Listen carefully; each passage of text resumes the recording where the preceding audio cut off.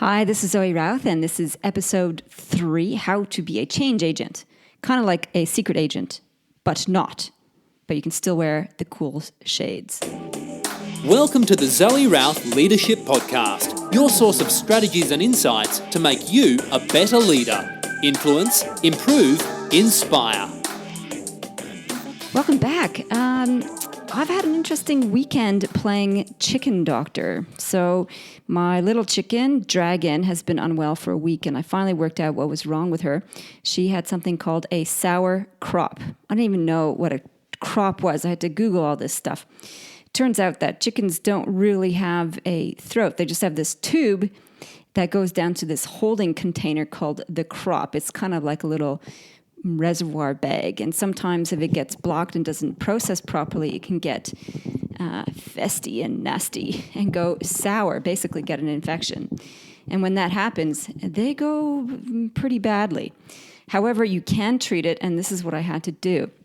I had to grab the little chicken and basically squeeze her little pouchy baggy thing called the crop and help her vomit. It was nasty. And it's kind of like milking a bagpipe. So I had to squeeze this thing, help her spew. I didn't even know chickens could throw up. Anyway, did that a few times, and she seems to have come good. There you have it. What's the leadership lesson in that? Well, I figure as a leader, sometimes you have to do the things that no one else wants to do, that are good for everyone else, but are still pretty gross. That, and nothing like a good spew to make you feel better. I don't know how to segue with that one, so we'll just move right on. A couple of announcements for you. I'm into round 2 of book editing with my latest book, Moments. The book launch is coming up soon, December 1st. There will be pre-order available of the books shortly, so we'll let you know when that comes up. The next thing is I've been working hard on my big event for next year called The Edge of Leadership. I'm so excited about this. We're going to focus on the big question: how are businesses going to be relevant and manage the onslaught of change over the next 5 years or so? It's one of the big concerns for many businesses about how they're going to cope with all the changes that are out there.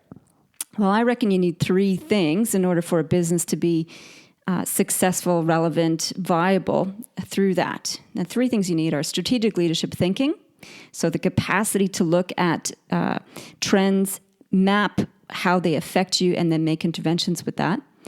You need an interactive and connected network, so a vibrant web of people with whom you can build relationships and business with. And thirdly, and this is not often or at all talked about, you need a social agenda. And I think the businesses that are really going to set themselves apart and be able to sustain themselves through difficult times are those who have a very clear social agenda and incorporate that into their business activities and business focus. So we are doing all this reflection and engagement and fun at an unconference. What is an unconference, I hear you asking? Well, an unconference is not a conference where they typically blast you with hundreds and hundreds of, feels like hundreds and hundreds of speakers, one after the other, so your brain is fit to explode by the end of the day. No, we're going to have a select group of speakers, and then we're going to have facilitated roundtable discussions where you can have intimate conversations with business leaders and explore what the thinking, the leadership thinking, and the social agenda context might mean for you. It's all happening Tuesday, March 28th of 2017. Doesn't that sound like very futuristic? It sounds like decades away, but no, it's coming up soon. In any case, sign up for my newsletter at zoerouth.com, and we'll make sure that you get all the advance notices and special offers when it comes to the conference and the book launch. All right. Couple things, what I'm reading. Reading a great book by my colleague Simon Dowling called Work With Me. And it's all about how to build buy-in when you're working on projects. It's fabulous. He's funny as they say in Australia. Funny as what? I never understood that about expressions. Funny as. And when I heard somebody say that, I thought, funny as what? Fill in the blank. But this is just an expression. It means very funny.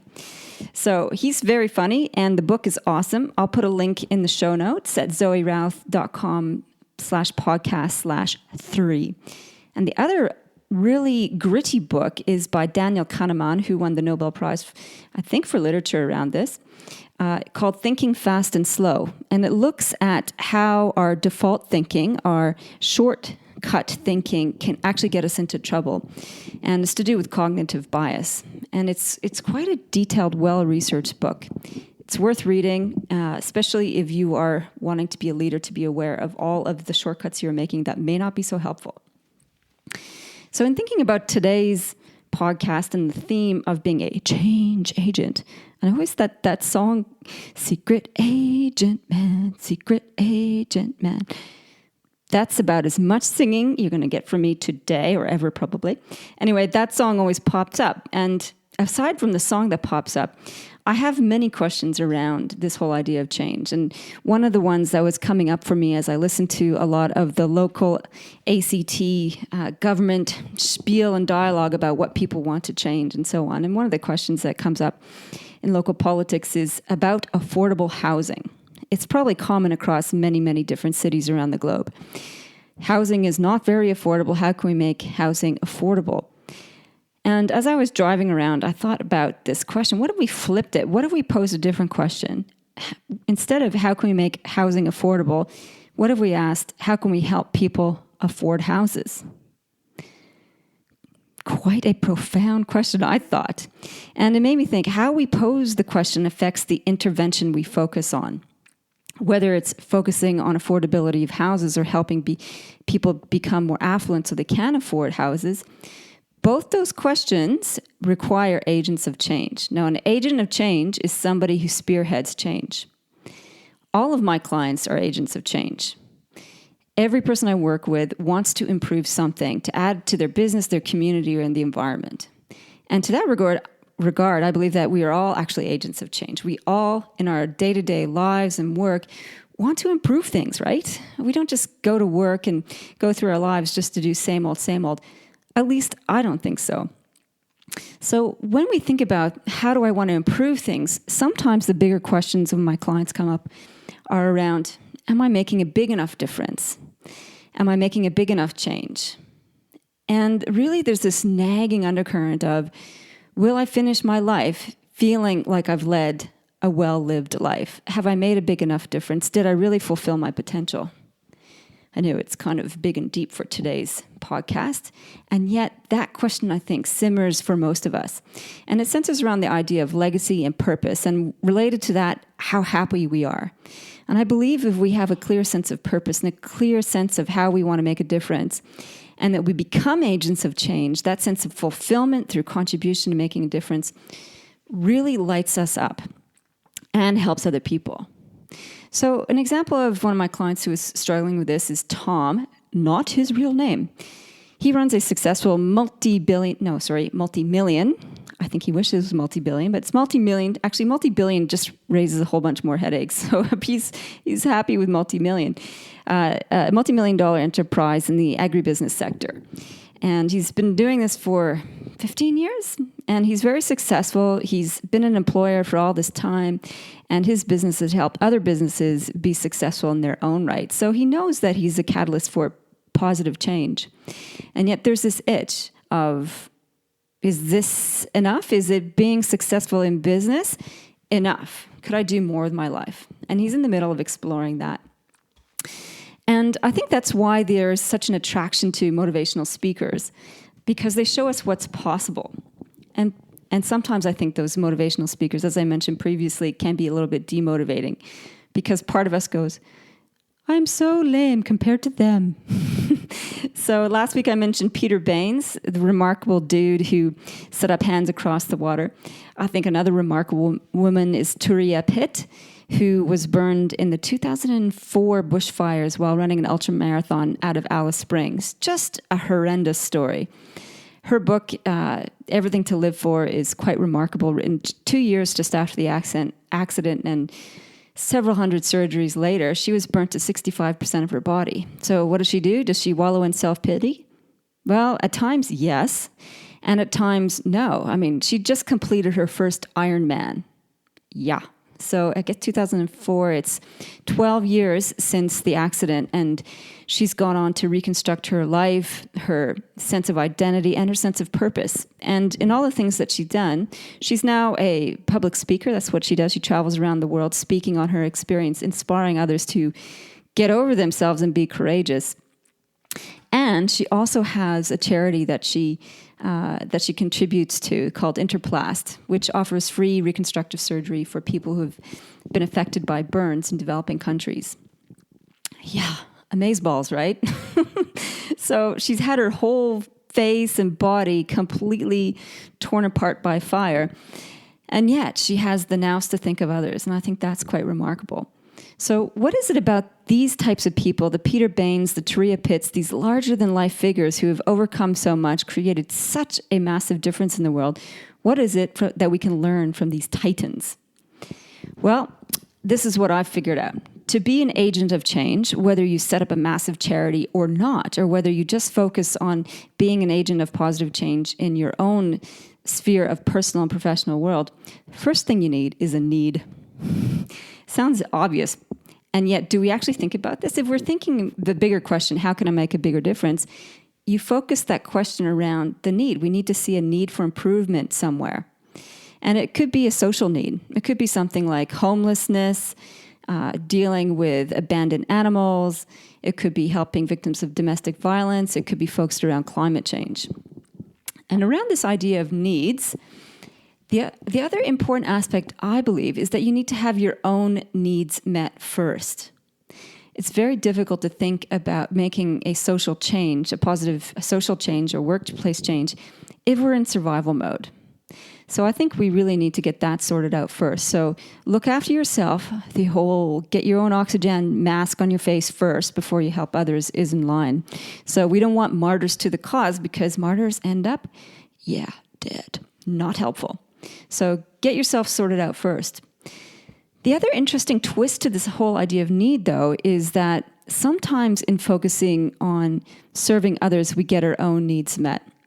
And last week at Men's Link evening event, Men's Link is a local charity that supports young men through free mentoring. And the guest speaker was Lachlan Searle, who has been in the professional world of sports for 15 years. And he was telling his story about 2 years ago. He was 38. He was married with two little babies. I think their age like 14 months and a baby still. His wife became ill with a staph infection in hospital. I think that was right, a Staphylococcus or something like that. And she passed away. Horrendous story. So she dies really young, leaves her long-standing partner of 18 years to be a sole father. And in his grief, he set up a charity called For My Babies. And this charity is all about helping provide counseling support to people who are struggling with infertility, because he and his wife had difficulties and had to do infertility intervention also. It's like, wow, how can you do that? You just become a single parent. You've lost the love of your life, and you set up a charity. And I believe that sometimes if we can spin our focus onto helping others, it helps us to heal. So that compassion for others can help shift our pain. So that's another way we can have our own needs met through a giving service or through being an agent of change. So need is the very first thing we need. The second thing we need is a network. Dun, dun, dun, dun. It's very hard to be an agent of change if we are doing it solo in the dark of night and no one sees us or hears us. Very difficult. It's interesting, because Gandhi said, be the change you wish to see in the world. And everybody goes, yeah, man, deep. And yet it only goes so far. What Gandhi means live your values, show up authentically, behave in the way that you wish others to behave. And yes, tick, very important. We need to do that. And yet it doesn't necessarily drive change. We can ride the wave of change by being authentic. However, we can't be wave makers by just being the change. We actually need to drive it. So a network of connected people, engaged people who care about the same things you do is really important. So connection helps build cause. And the more people you have that you can touch and engage with and discuss ideas with, the more likelihood you're going to be able to build support and buy-in, hat tip to Simon Dowling there, and energy around the change that you wish to drive. So network is pretty key. And the third thing that you need is meaning. What? What does that mean? Well, this is really the spark that gets things rolling. So you can have a need that you identify, and you can have a network of people. But unless you have this something meaningful that spurs you to take action, it's kind of like you have firewood and you have the intention to build a fire, but nothing happens. So meaning is the spark, and meaning is the something that touches your soul. Whether it's something you've experienced deeply or felt deeply, and it calls us to action. So for Taria, it was her suffering as a burns victim and trying to reconstruct her life that led her to think, you know what? Other people need this help, and people in developing worlds get no help, so I'm going to put my hand to that. And so she did.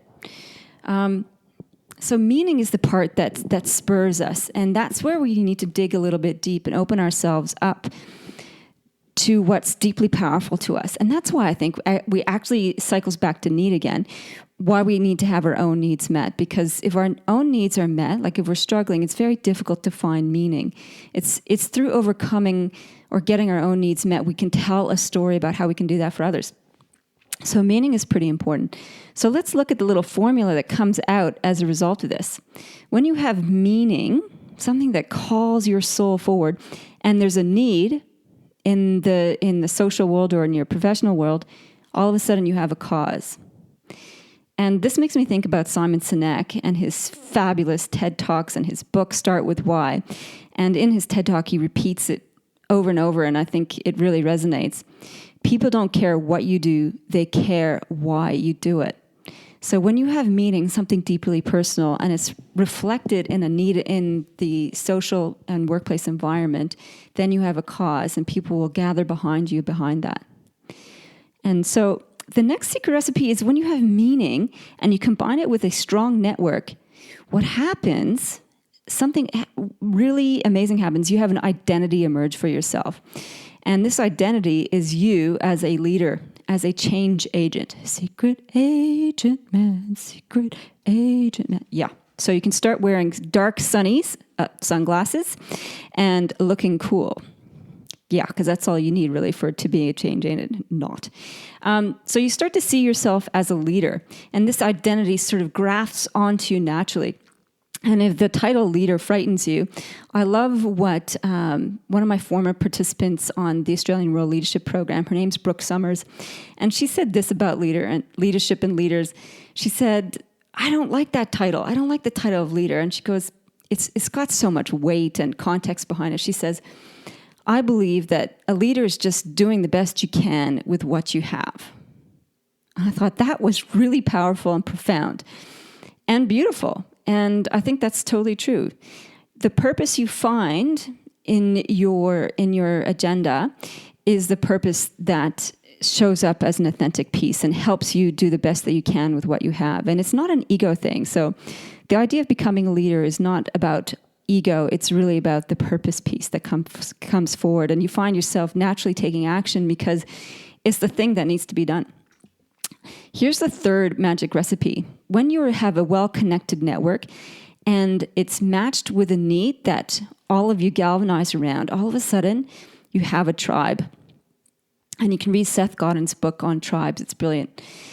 And basically what this says as a tribe is it feeds our need to be connected. We are hardwired to connect.